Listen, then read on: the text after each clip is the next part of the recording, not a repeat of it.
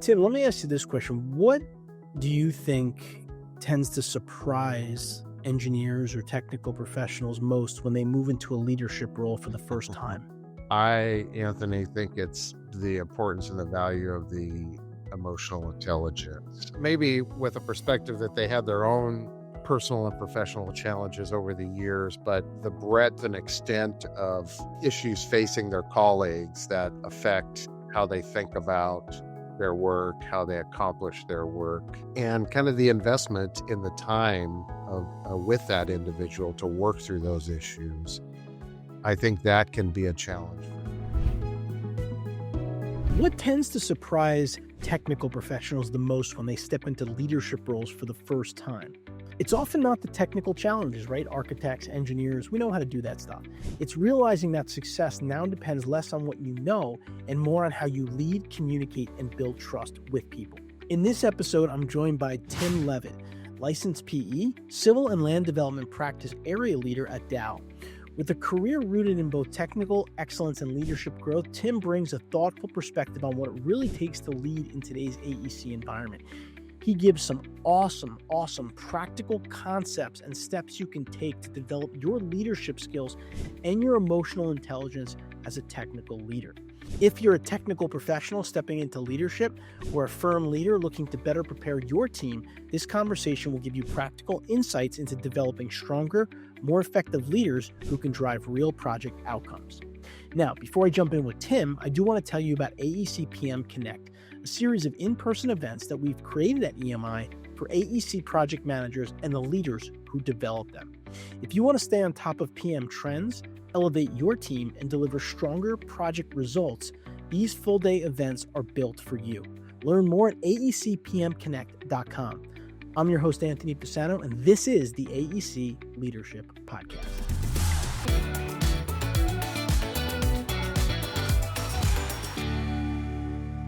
So, Tim, welcome to the AEC Leadership Podcast. Hey, thanks for having me, Anthony. You bet, Tim. Looking forward to chatting here. So maybe we can start off and you could tell us kind of where are you at in your career journey right now, and what is it that you spend most of your time on these days? Yeah. Well, after 30 years in this industry under my belt, I think I'm at a place where choosing better problems to solve. I think I'm in that era. I feel like I know and I embrace my strengths and am fortunate to have an opportunity to lean into the roles that allow me to use those strengths strategically. What do I spend most of my time on these days? I think client relationship building, business, strategic planning and execution, staff mentoring and guidance, business line financials, resourcing and growth blueprinting. So big picture kind of matters at this point in my career. I don't do a whole lot of design work. I provide more of the hand waving guidance to the teams and allow them to take the lead and ferret through issues and kind of learn on the job. Okay, great. And of course, all of our listeners, we have listeners across the architecture, engineering, industry, maybe different types of engineers.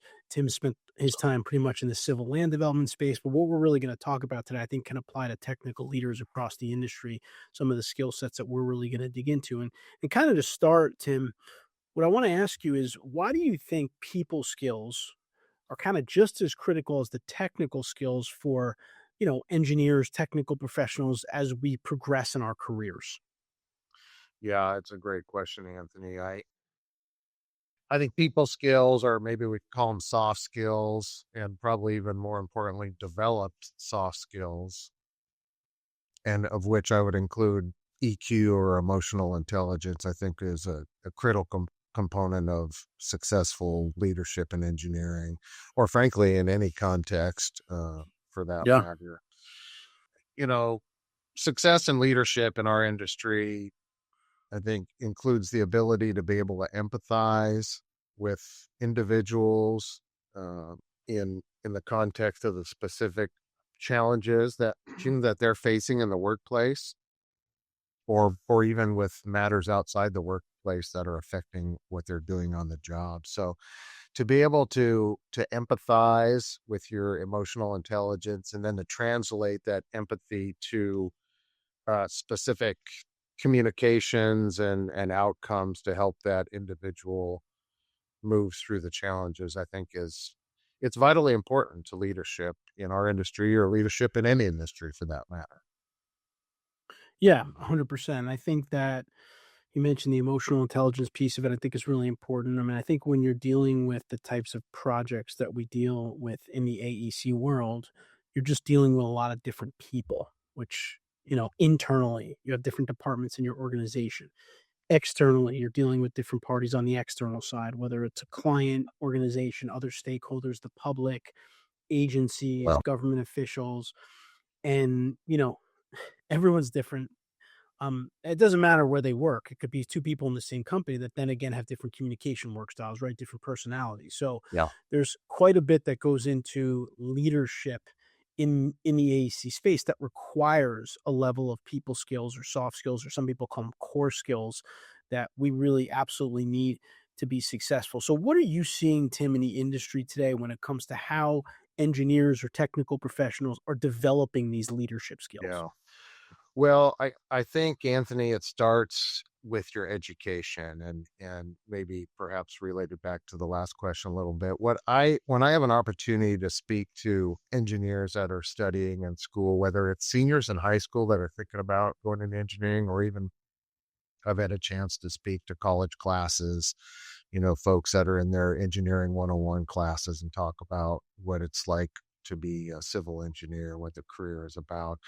I strongly encourage those students and even later professionals that are wanting to grow their skill set to seek as many and take as many humanities and communications and ology classes as they can, elective courses as they can, that they can fit in in their college curriculum or even continuing education, because I really feel that it's important for this strong base in your career to start with having this broader perspective that you gain from humanities, whether it's history classes or psychology classes or small group communications or public communications. The biggest fear a lot of people have is getting up in front and speaking to a group of people. Yeah, absolutely. I mean, my wife's an engineer and she's terrified of doing it still. She's been working for 20 years.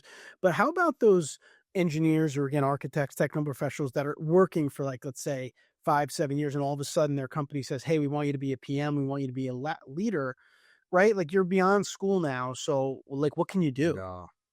Well, I do think there are lots of opportunities to invest for both a company and individual to invest in themselves in terms of growing their skill sets. Of course, there's on the job mentoring by experienced and accomplished supervisors, both formal and informal and intentional. And then there are short courses that are offered to us in our profession through the various professional organizations where part of it is we have to get our professional development hours in I think most states anymore, but so those short courses. And then I think there are leadership programs out there. One that I had an opportunity to participate in as a presenter and a speaker a number of years back was the GEO Professional Business Association's Fundamentals of Professional Practice program, which is an intense program that provides the opportunity for young aspiring engineers to gain into some of these soft skills and the EQ base that we've talked a little bit about. So I think there are a lot of avenues. It's I would offer that it's probably individual specific as to what will work Right. best. But I would also say it's important, and I think this is a common theme that I like to share with our professionals, and that is that you've got to be willing to invest in yourself, right? It's Mm. not you can't point the finger at the company and say you have to do this and you have to do that and so on and so forth. For me, you've got to be willing to invest in yourself, and there are lots of opportunities to do that. And I think it's vital if you want to advance your career in our profession. Yeah, I think that's a great point that yes, your company should support you. I believe that companies should invest in their professionals, but at the same time, this is your career. And, you have it in your control as to how much you want to develop those skill sets. And I probably told this story on the podcast before, but I also worked in land development like Tim, which meant a lot of planning board meetings and going to bring your projects in front of town boards. And when I was developing and kind of getting into that management level, getting close, I wanted to see how these meetings were essentially because I was going to have to start going to these meetings. And I asked if I could kind of go with my boss. And the answer was, you can, but we can't pay you because we don't have a budget to bring 2 or 3 people. And so I made the decision on my own to just go outside of work time and observe. And I thought it was really helpful for my career. I also think it showed my company that I was committed to growth, which I think is Yes. also kind of a positive. So there are things like that you can do. And then to Yes. Tim's point about pushing yourself with courses and other things, I mean, I also joined Toastmasters. If you're not familiar with it, it's called Toastmasters International. You can Mhm. look it up online. It's pretty inexpensive. You can join. It's like basically a global organization to help people with their public speaking skills. And what's nice about Toastmasters is there's probably one within 20 minutes from your house, wherever you're listening from today. And you sign up, you pay a very nominal membership fee. They give you a book with 10 types of speeches in it. And then you give those 10 speeches. It could be over a year, it could be over 2 years. But what's important about it is you're giving them in a room with 10, 20, 30, 40, 50 other people that are trying to learn how to speak, right? So it's a very supportive atmosphere. And for me, that's how I was able to help develop some of my speaking skills. But the point being, like Tim said, there are things out there that you can do and you can push yourself to do that your company doesn't have to enroll you in. You can go find them, sign up and do it. It's not going to cost you a lot of money, but it's probably going to really help you in the long term in your career. Did you have the tin can with the marbles in it every time you said, somebody threw a marble in the tin can? We had something like that, yes. And it's good Toastmasters because not only do you do the speeches, but they have something called table topics, or at least they did when I did it, where they would have a topic and everyone like they'd call like 10 people to just come up randomly for like 5 seconds and say something about that topic. So again, getting you to speak on your toes a little bit in front of people. And really in the world of architecture, engineering, construction, you're going to be in front of people.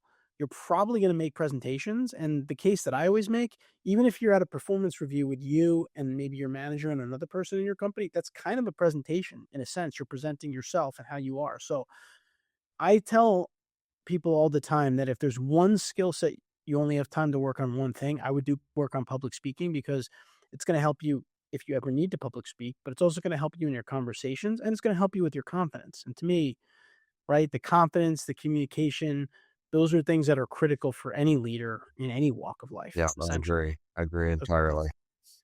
that's the way I look at it. So, Tim, when we think about teams, because we also work in teams in this industry, we're out on projects, project teams.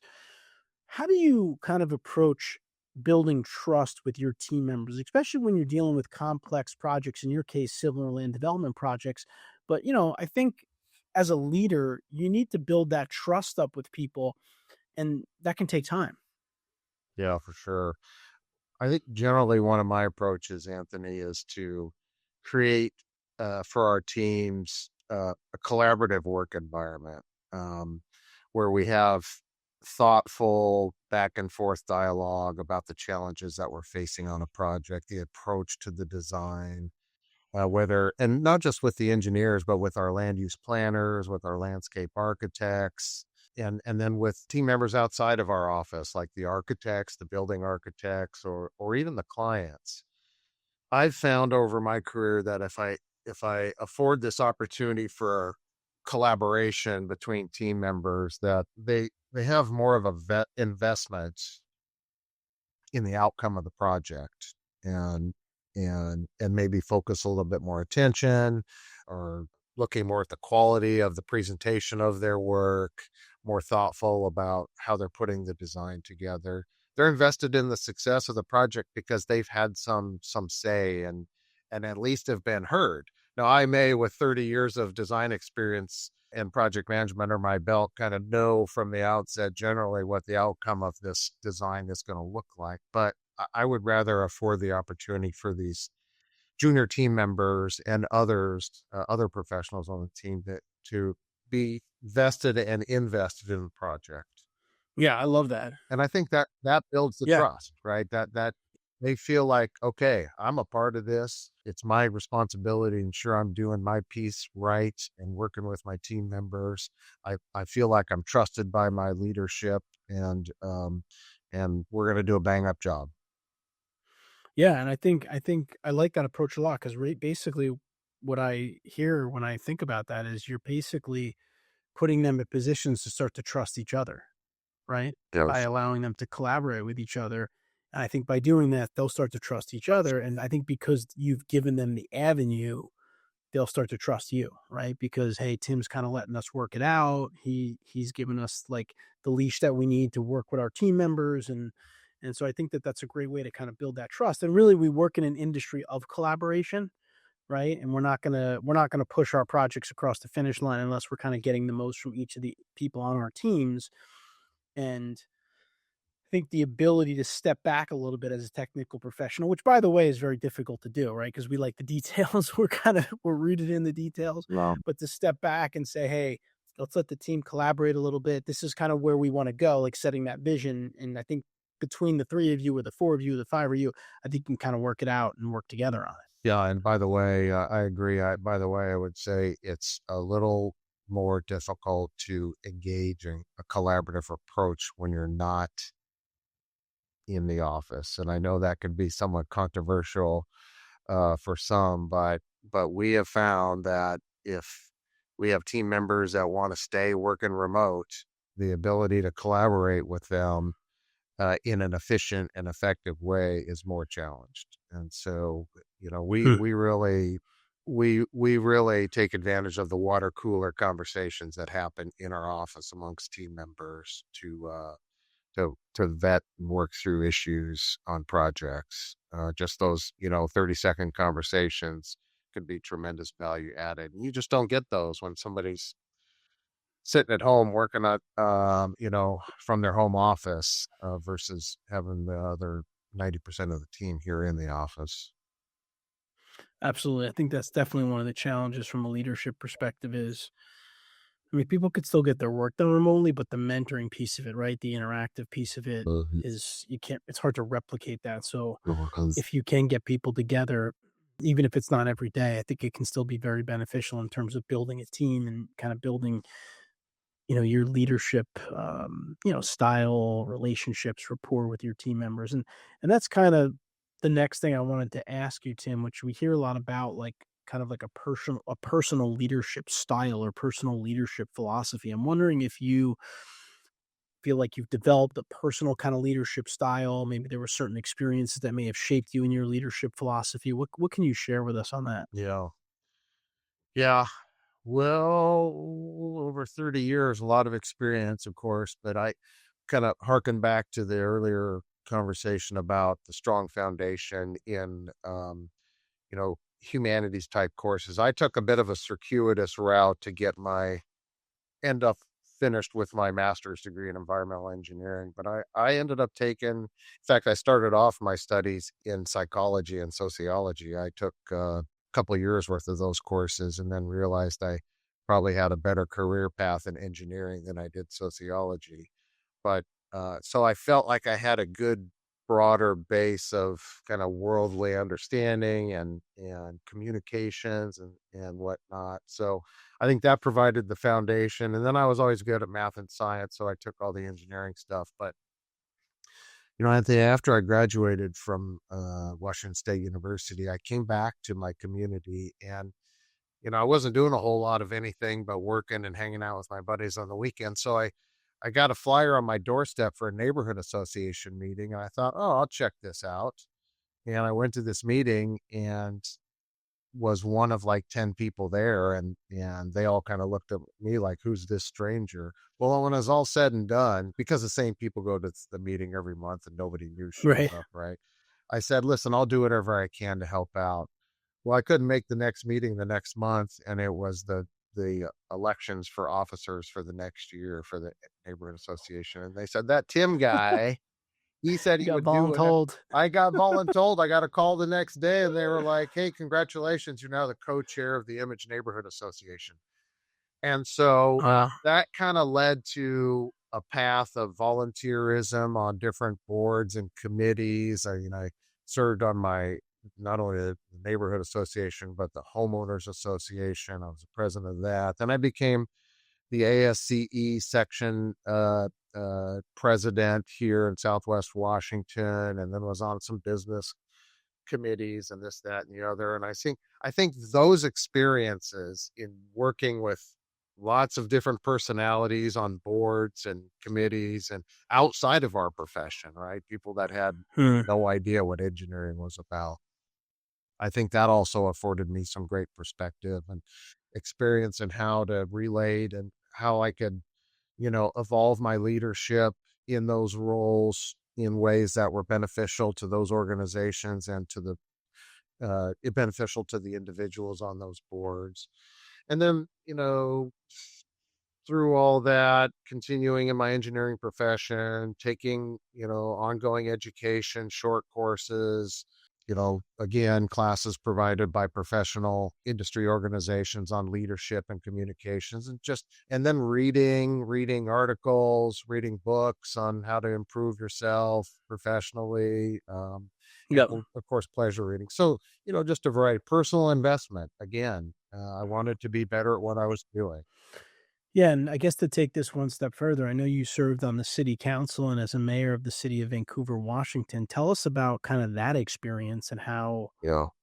I guess it Yeah. helped with your experience and, how it was related to your engineering work and Yeah, you bet. Well, I had the great pleasure of serving on the planning commission, on the city council, and then as mayor of the city of Vancouver for, well, that was about a total of 17 years, all told. And, I grew up in this community. And so when I started getting involved, I think there were no other engineers, if you will, that were engaged at the level I was. And frankly, Anthony, I think people saw some value, right? With my work on the planning commission, being an engineer in the development realm, how land use works with development and the code and permitting requirements, and then coming to the city council and then eventually to mayor, applying kind of those skills that we learned as engineers, how to work through complex issues and get down to the brass tacks, the facts and the pros and cons. I think folks in our community appreciated that I offered that in that political role. And I think it did. I think we invested efficiently and effectively in our infrastructure in our community, and I feel like I helped lead that charge. We had some great redevelopment of our waterfront, and I think it also provided an example. And I got to speak again to classes, whether they're high school or college or at the FOP Geo Business Professional Organization, about the importance of having technical professionals like engineers involved in policy making, right? Because we yeah. generally can work through all the nonsense and the noise and get down to what is most effective. What's the solution to this challenge? What's going to work best in this situation? And pull the emotion out of it by and large. And so I think it was a great experience. Vancouver's a great community, and I hope that I set a good example for other engineers to consider getting involved in that way in their communities. Yeah, it's great. I think it's really important that engineers be involved in policymaking where possible, just because we know what the deal is in terms of being on the ground out there, right? Being involved in the environment. And we can give some really good feedback and some real practical knowledge to people that are maybe lawyers or others that are making those policies. So I think that Yeah. that's great. Strong leadership drives strong projects. Become an AEC PM professional and give your team the leadership skills they need to thrive. Customized PM development, premium content, and a leadership edge that sets you apart. Learn more at aecpm.com. Tim, let me ask you this question. What do you think tends to surprise engineers or technical professionals most when they move into a leadership role for the first time? Well, Anthony, think it's the importance and the value of the emotional intelligence. I think that takes new leaders kind of by surprise in many Hmm. respects. Like, maybe with a perspective that they had their own, you know, personal and professional challenges over the years, but the breadth and extent of issues facing their colleagues that affect how they think about their work, how they accomplish their work, and kind of the investment in the time of with that individual to work through those issues. I think that can be a challenge for new leaders in our profession and any profession for that matter. Yeah, absolutely. I think you mentioned it earlier, and I'm glad you brought it up again, the emotional intelligence piece, because I know we always like to say you need to be able to communicate effectively, and of course that's critical and that's fundamental. But part of communicating is also being able to meet people where they are, right? Understanding different Yeah. perspectives of different people, and that's really important when it comes to projects and team performance and team building. And so, remember that people are dealing with different things, and you have to meet people where they are. You have to be empathetic, and that's where that EQ really, really, really comes into play. And that's something you have to practice as a leader. Yeah, you have to practice it, and I don't think it comes easy to engineers because we tend to be more focused on the technical, right? We're good at science and math and good at calculating and drawing and triangulating and having to look at another person in the eyes and be empathetic and sincerely empathetic. It doesn't come naturally, I think, in general for engineers. So it I think for many of us, it's a skill set that's learned and practiced and honed over years. Some are fortunate to have that built in from the beginning, Yeah, right. uh, but Most aren't. right, most aren't. Yeah, Yeah, practice, practice, practice. All right. yeah, So the last question I have for you, Tim, is for those leaders of AEC organizations that might be listening today and they're really thinking about leadership development for their teams, what would you recommend that they consider when you think about making sure that whatever they do can really drive some impact to develop leadership skills? yeah, yeah. Well, it's a great question, Anthony. I thought a little bit about this, and I think there's a few ways you can go. I think one, just to start with the individuals in their firm that they want that or that they believe could become good leaders, right? I think there's an importance to a vetting process, if you will, because there are individuals who we think might be good leaders. We think they might be good leaders, but what do they think, right? So engaging with your team members first to find out, what are their career goals? What are their professional goals? Do they have a desire to be in a leadership position? I think that's fundamental. And then once you define or decide identify who is capable, who you think has the propensity, the growth potential, I believe, and investing in training that is purposeful and intentional and uh, ongoing is a necessity, not a one and done. Like, oh, go take this 4-hour course, offered by this organization on leadership, and Right. and then come back and be a leader, right? Right. It's got to be an intentional mentoring and leadership development program that is ongoing that I believe is most successful. So I hope that leaders of companies focus their attention in that direction versus just this expectation that you're kind of one and done and go forth and conquer now that you've taken this class. Absolutely. Well, once again, he is Tim Leavitt. Tim's a licensed professional engineer, civil and land development practice area leader at DOWL. Tim, I know how busy you are. I want to thank you for spending some time with us here on the AEC Leadership Podcast. We talked about some great concepts, actions that really technical professionals can take to develop their leadership skills. And I want to thank you for your time. Hey, great to be with you, Anthony. Much appreciated. Best of luck to you and keep in touch. Okay. Sounds great. I hope you enjoyed my conversation with Tim. Really some really good practical insights that you can really start applying. And that's the whole goal of this show. If you enjoyed the show, please click the button here to subscribe. We put out videos like this on a weekly basis to help technical professionals become powerful leaders. I'll see you next week.